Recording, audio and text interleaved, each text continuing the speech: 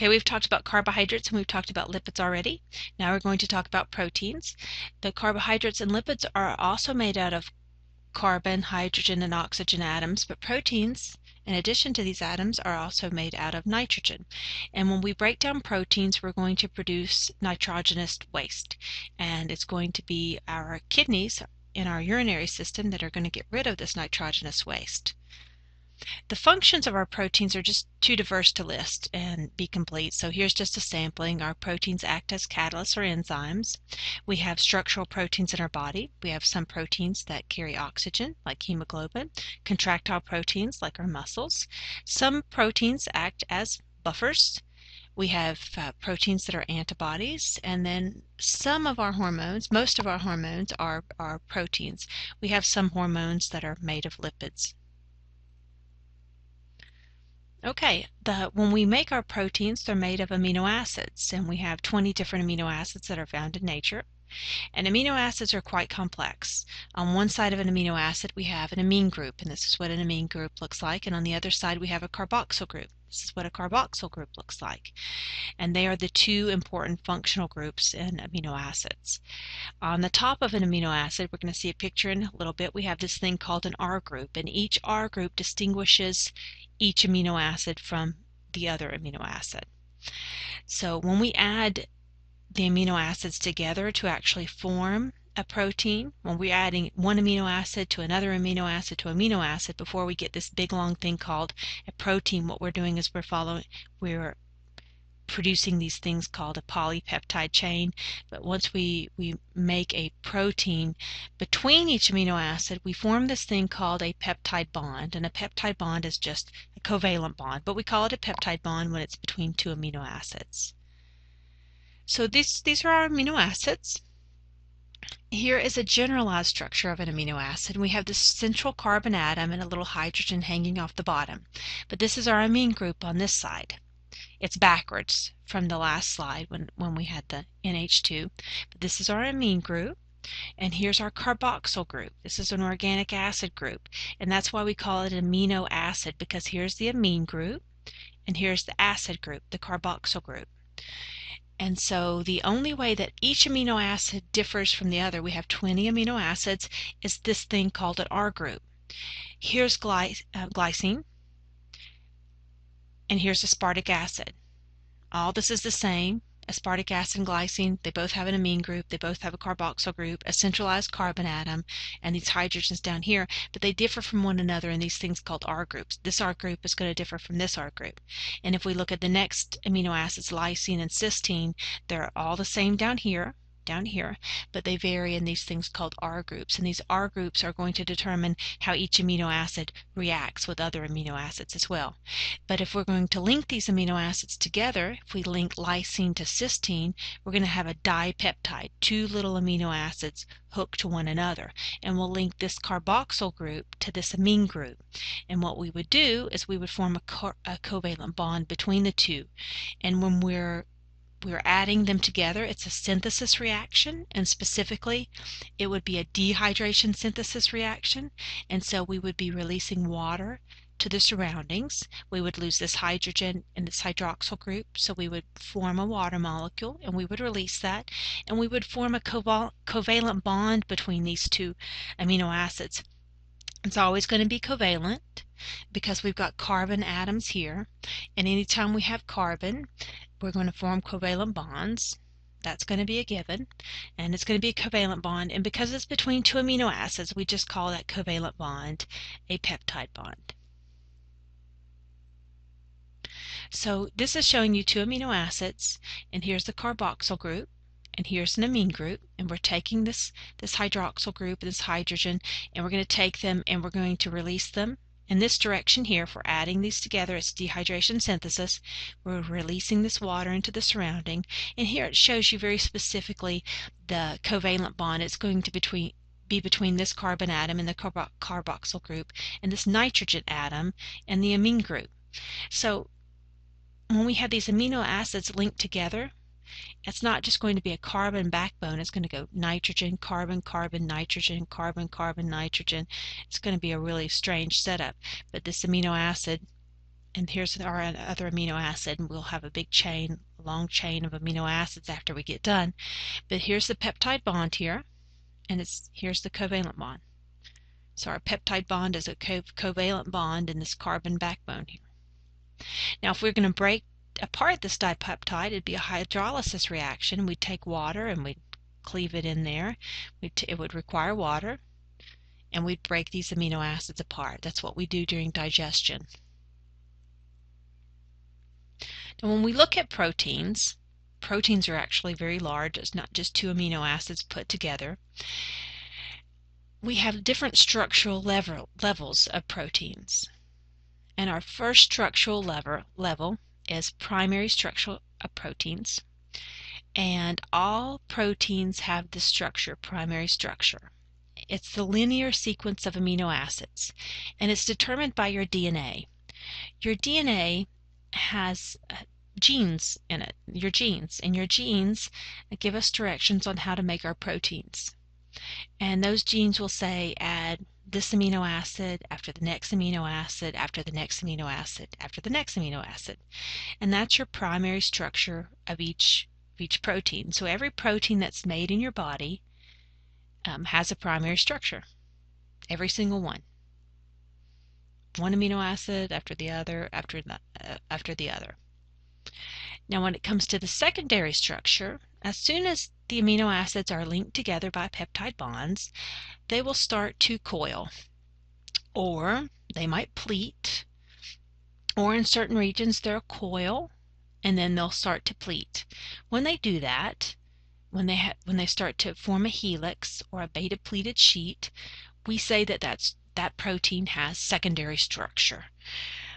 All proteins will have secondary structure, just because they can't lay in a straight line. These amino acids, because of these R groups, when you link them together, all of these atoms will react with the atoms beside them and the atoms all around them, and it will just make them coil.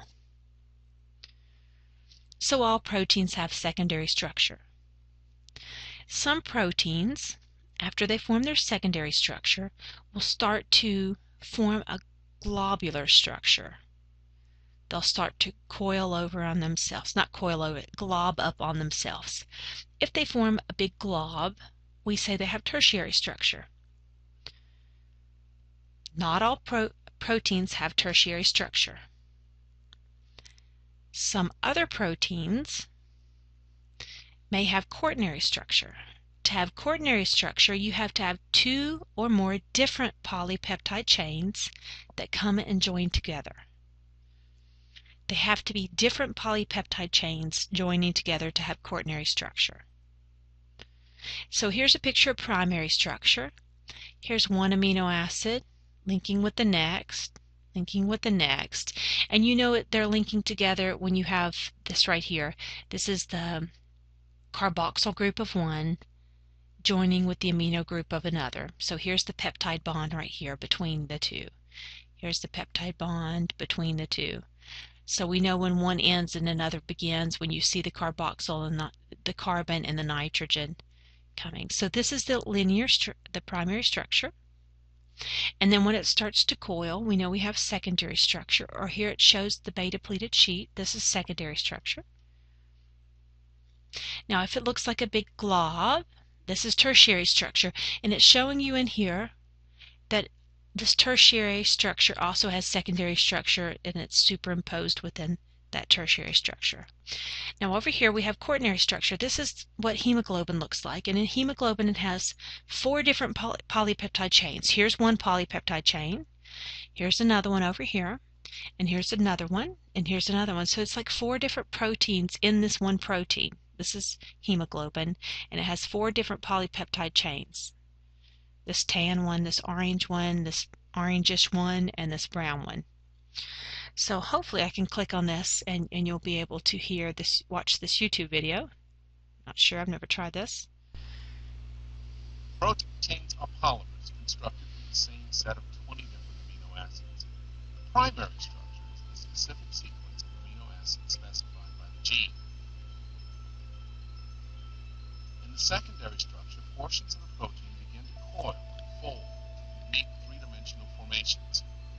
kinds of secondary structure units are the alpha helix and the beta pleated sheet. Folds and coils of the protein are the result of hydrogen bonds that occur at regular intervals. The tertiary structure is formed by interactions between side chains of various amino acids. At this stage, some proteins are complete. Other proteins incorporate multiple polypeptide subunits, creating what is known as the quaternary structure. Okay. So those are our structures of proteins. Remember, some proteins have just secondary structure. Some proteins go on to have tertiary structure, and some proteins exhibit quaternary structure. It depends on the protein. Totally depends on the protein. Not all proteins that have quaternary structure look like this. Some proteins can look like collagen. Collagen looks way different than hemoglobin, and collagen has quaternary structure. So not all proteins look the same that have quaternary structure. Now, we have fibrous proteins and we have globular proteins, and fibrous proteins tend to be strand-like. Collagen is an example of a fibrous protein. Fibrous proteins tend to be for structure, so they're very stable and they're insoluble. They don't dissolve. Collagen is the most abundant protein in the body. It's found in your skin. It's found in your bones. It's found everywhere. It's found in connective tissue. Keratin and elastin are other examples of fibrous proteins. These guys are not easily denatured, and what denaturation means is changing shape. The protein is changed by the protein changes shape when you change the temperature of the body or the pH, and that will unravel the protein. Now, globular proteins tend to be wadded up. Fibrous, these guys are strand-like. Globular proteins tend to be compact and wadded up. So they usually have tertiary structure. They tend to dissolve easily in water, and they're very reactive, busy little proteins like antibodies, hormones, enzymes, and molecular chaperones. You've heard of antibodies. They fight in your immune system. Hormones are very busy. You've heard of them. Enzymes act as catalyst. But molecular chaperones, what these guys are, one great example of a molecular chaperone, it is a protein that actually folds the enzymes to make sure that they fold just right, to have the exact shape that they're supposed to have. So that's an example of a molecular chaperone. All of these guys, the globular proteins, are very easily denatured. That means they unravel when when you change the pH or change temperature of the body. And when you denature a protein, it doesn't go back to its shape very easily. And so when you denature proteins, they don't work. They don't work anymore. And if your antibodies aren't working, you can imagine what a mess that would be, or if your hormones or your enzymes. We worry mostly about our enzymes being denatured, because if your enzymes don't work, none of your chemical reactions will work. So we don't want to denature our proteins. So let's get to our enzymes, and I'll go back to that denaturization here in a minute. Enzymes are catalysts. We know this because we've talked about this before. And how they work is by lowering activation energy. I'll show you a little graph here in a minute. Most enzymes are all protein, but some enzymes are part protein and part cofactor, and a cofactor could either be a vitamin or a metal ion. So maybe I'm an enzyme that's not just protein, but maybe I have an iron atom attached to me, and that helps me out. Or maybe I'm mostly protein, but I have a little vitamin B12 that helps me as an enzyme. If I'm an enzyme, the suffix ase will be at the end of me. Like maybe my name is oxidase. If you see oxidase, then you know I'm an enzyme. If you see the ase at the end of the word, you know it's an enzyme. Now, the same enzyme catalyzes many reactions and it's not used up. So it's never used up in the reaction. It just keeps on going and going and going and going and going and going and going. And it can go in both directions. If an enzyme can build something, speed up something being built, it can also break it down. So, as I mentioned in the last slide, denaturation can occur with severe pH and temperature changes. That's important. We don't want to have a massive temperature in our body, like a fever. and we also don't want to have severe changes. We don't, well, we worry more about having a massive fever, and we don't want to have severe shifts in pH.